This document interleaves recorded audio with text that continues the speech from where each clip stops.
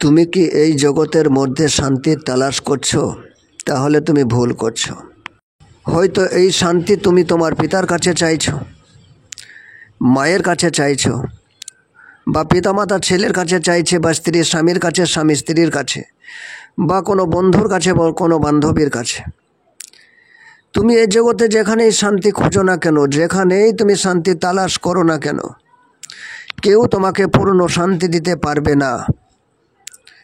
কেউ কেউ কখনো কখনো ক্ষণিক শান্তি দিতে পারে, সেটা খুবই নগণ্য। কারণ এ জগৎ দুঃখময়, এ জগৎ অশান্ত, এ জগতে কোথাও শান্তির লেশমাত্র নাই।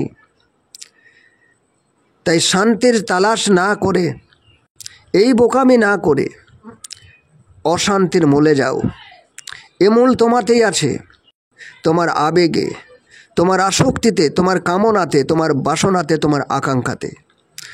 তুমি এই অশান্তির মূলে গিয়ে দেখো এবং তার উৎস খুঁজে যদি তুমি পাও, সেই উৎস যদি তুমি বন্ধ করতে পারো, তাহলেই তোমার জীবন শান্তিময় হয়ে উঠবে। এই শান্তিময় জীবনই জান্নাতের জীবন।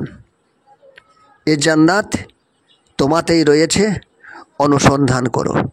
না পারলে কোনো চেতন গুরুর সংস্পর্শে যাও।